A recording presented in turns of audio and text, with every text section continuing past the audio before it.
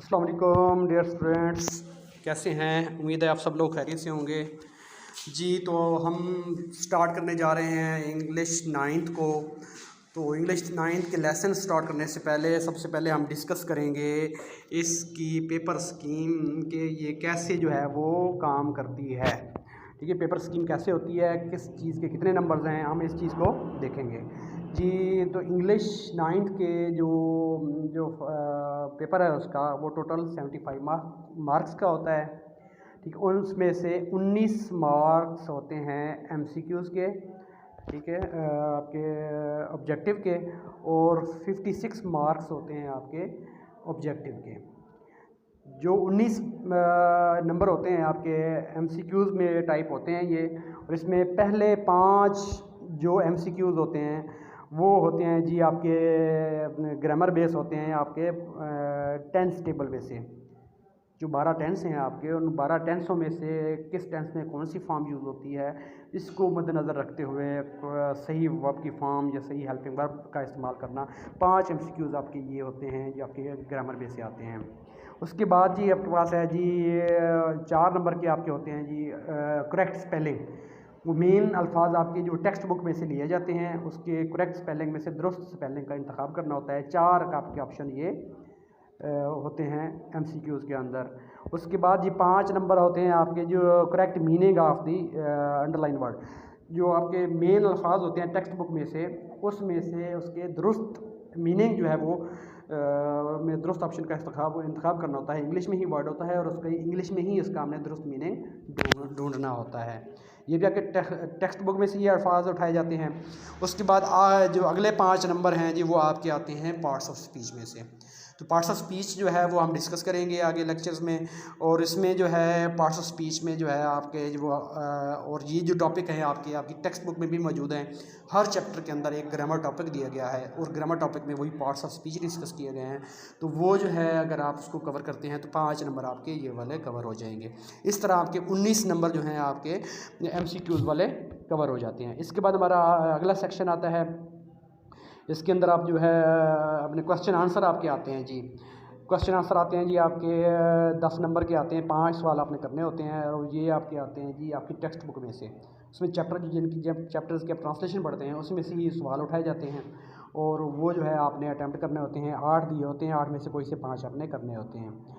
उसके बाद हमारे पास आता है जी ट्रांसलेशन पैराग्राफ आता है। इसमें जो है वो टोटल 8 नंबर के होते हैं। 4 नंबर के 2 पैराग्राफ आपने अटैम्प्ट करने होते हैं।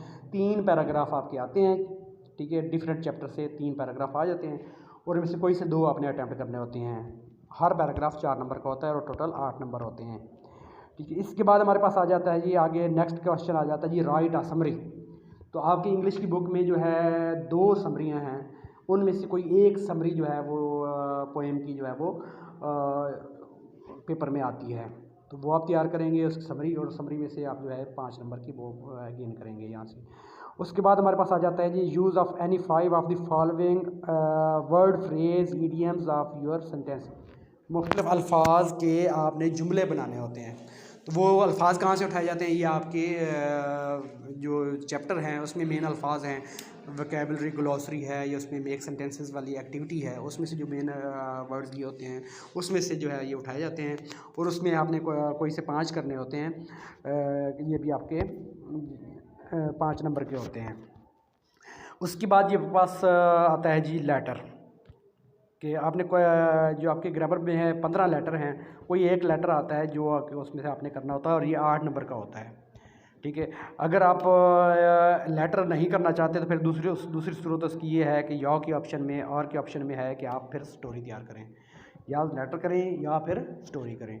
तो आप चूज़ आप इसमें से ज़्यादा लेटर को ही करते हैं क्योंकि इसमें मटेरियल कम जो है लिखना पड़ता है और इसमें पैटर्न के नंबर भी होते हैं, तो इस तरह मैक्सिमम नंबर आ जाते हैं, ठीक है। और आप स्टोरी आप करते हैं अगर, तो स्टोरी में फिर आपकी जो है वो सेंटेंस भूल गया तो वो पैटर्न निकल जाएगा, या फिर स्पेलिंग मिस्टेक के ज़्यादा चांस होते हैं, ग्रामर मिस्टेक के ज़्यादा चांस होते हैं, इसलिए वहाँ पर नंबर ज़्यादा मिलने के चांस कम होते हैं। तो इसलिए आप लेटर जो है वो अच्छे तरीके से तैयार करें ताकि जो है वो उसमें पैटर्न के और दूसरे नंबर आपको मैक्सिमम मिल जाते हैं। उसके बाद हमारे पास आता है जी कंप्रीहेंशन पैराग्राफ दिया गया होता है, आपकी ग्रामर बुक में दिए हुए हैं पैराग्राफ, उनमें से कोई एक पैराग्राफ आ जाएगा, उसमें से आपने 5 सवालों के जवाब देने होते हैं, जो उसी पैराग्राफ से ही आपने रीडिंग करके उसकी समझ कर उसके मुताबिक जो है आपने सवालों के जवाब देने होते हैं। ये भी इंतहाई आसान होते हैं और ये भी 10 नंबर के आपके जो है ये भी नंबर मिल जाते हैं। उसके बाद आता है G translation any 5 of the following sentence into English. 5 number के आपके जो है वो जुमले आते हैं, आपकी जो टेंस टेबल आप पढ़ते हैं ग्रामर में जो टेंस दिए हुए हैं उसके साथ प्रैक्टिस के लिए एक्सरसाइज भी दी हुई हैं, उनमें जुमले दिए हुए हैं, वही उधर से ही जुमले उठाए जाते हैं और वो जुमले जो है आपने लिख कर जो है उसमें कोई 8 दिए होते हैं, उसमें से कोई से 5 आपने करने होते हैं। तो वो भी अगर अपने टेंस अपने सही तरह समझ रखे हैं तो ये भी आप इजीली जो इसको अटेम्प्ट कर सकते हैं। आखिरी 5 नंबर इसमें हैं जी वो आपके एक्टिव वॉइस पैसिव वॉइस के। तो ये एक टॉपिक है एक्टिव वॉइस पैसिव वॉइस का, जो कि आपने ये टेंस पढ़ने के बाद आपको पढ़ाया जाएगा। तो उसमें जो है आपने 5 सेंटेंस ही दिए होते हैं और पाँचों को ही आपने आगे ट्रांसलेट करना होता है। ठीक, इस तरह आपका जो है ये 56 नंबर का आपका जो है दूसरा जो इंशाइया का पेपर है सब्जेक्टिव है वो हो जाता है और 19 नंबर का आपका एमसीक्यूज़ का हो जाता है। और ये जो है अगर आप इसको पूरी जो है प्लानिंग के साथ स्टडी करेंगे तो इंशाल्लाह इसमें भी आप मैक्सिमम ठीक है 60 प्लस 65 70 ईजी मार्क्स आ जाते हैं। लेकिन ये है कि करना जो है आपको काम है। तो इंशाल्लाह इसके जो ग्रामर टॉपिक के लेक्चर्स हैं वो आएंगे, वो आप इसको देखिएगा सुनिएगा और जो है इस तरह आपकी जो है ग्रामर बेस जितने भी आपके हैं। और नेक्स्ट आपको पता है कि कंसेप्चुअल जो है वो पेपर आता है, कंसेप्चुअल में जो है आपकी ही ग्रामर टॉपिक में से ही कंसेप्ट बेस्ड के क्वेश्चन आएंगे। तो अगर आपके ग्रामर टॉपिक क्लियर हैं, उसके कंसेप्ट क्लियर हैं